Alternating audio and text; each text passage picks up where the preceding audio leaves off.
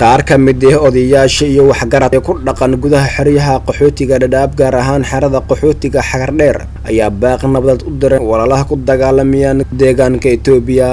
ayagoona sheegan inay yihiin dad walaalo oo isla markaasi isdhexgaleen sidoo kale waxayna baaq u direen cid walba halkaasi ku sugan inay kaalin weyn ka qaataan joojista dagaalkan haddaba mar aan wareysi la qaadanay qaar ka mid ah odayaasha ka soo jeeda deegaankaas ayaa u dhigan hadallada sidatan bismillaahir rahmaanir rahiim waxa la yiraahdaa Ibrahim Maxamed Xasan waxaan ku noolahay Kenya gaar ahaan Eastern xeryaha qaxootiga Xagardheer waxaan baaq nabadeed ka dirahayaa dagaalka ka dhacaya xuduudada Itoobiya iyo kililka Soomaalidu degto iyo Oromada dhexdoodan yaan baaq ka dirayaa ra'iisul wasaaraha Itoobiya waxaan baaq u diraynaa ummadda Itoobiya ee Oromada iyo Soomaalida ee walaalaha ay isla degan ee dherer wadaag gale ee wada dhalay ee abtiga iyo aysankayso ah dagaalka ka dhex socday siyaasadeed horay loo geliyay dadka in dagaalka laga joojiyo oo ra'iisul wasaaruhu si adag oo arinta ayada uga qayb qaatay maadaama oo maartay uu ra'iisul wasaare cusub yahay aniga waa Shafaa Cabdullaahi Cabdi waxaan baaq nabadeed halkan uga dirayaa labada qowmiyadood ee walaalaha deriska ee Kilil 5 iyo Kilil 4 dadka degan ee walaalaha ee weligooda Allaah deriska ahaa walaalka sano ama kumayaalka sanaba deriska ahaa ayaan halkan ee colaadu ay dhaxmartay isku laynaya waxay isku laynayaan aan la garanayn ee deriska ah ee mid walba dhulkoodii ay degan yihiin ayaan halkan waxaan uga daraynaa hadaan nahay odayaashii Xagardheer baaq nabadeed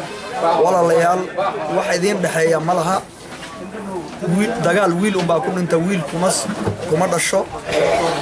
maanta Itoobiya waxa ka dhacay horumar boleeyaankeena ka islaama kabiye jiran kabiye Itoobiya jirtan joofin jire Soomaaliya foromoydo lola deemu jirusan lola nun jaalan lola nun feene ka gurikeena nun feene ka qalbinkeena nun feene ka qaamtikeena nun feene ka diinikeena nun feene lola mujira kanaafu lola ilmaatidu amale ilmatin dhalatu walaalayaal waa nin magacayga waxa la yiraahdaa Idriis Maxamed Axmed waxaan deganahay Kenya qaxootiga Dadaab meel la yiraahdo aan deganahay anina Oromaan ahay walaalayaal waxaan anaga aanan jeclaysanin dagaalka ka socda wadankeena labada shacab walaalaha isdilaaye aanan jeclaysan anaga dhiigeena aan jeclaysanaynin aan qalbigeena aan jeclaanin oo maxaan ku dhahaa jirkeena oo dhan baan aan jeclaanin waan damqanaynaa damqasha baan ku jirnaa habeenii maalin waan qorweynaa walaalayaal fadlan waxaan idin soo jeedinaa dagaalkaasna si degdeg u joojisaan haddii uu dhib u jiro dadka dhibka wado kullee waan ognahay dad baa idin ka faa'iideysanaya cadow baa idin ka faa'iideysanaya cadowgii markii madax laga dilay mijimaha isagoo leh mijimihii baanta idin ka faa'iideysanaya inaa idin ka faa'iideysto marabna walaalayaalo idinka ka faa'iideysta cadowgii maqaanka yawana jira Maxamed Abdul Qaadir waaqo gadaa rabbi sodaada nikmat islaamati nuna tokko nu shacbi tokko lafsiyan tokko namekeena tokko dhiigeena tokko nu islaama kana afjecha wala waltan kijiba amiti wala sunjiru dina wala ana maqaanka ya Maxamed Abdul Qaadir waaqoti ilaa inta kayabtin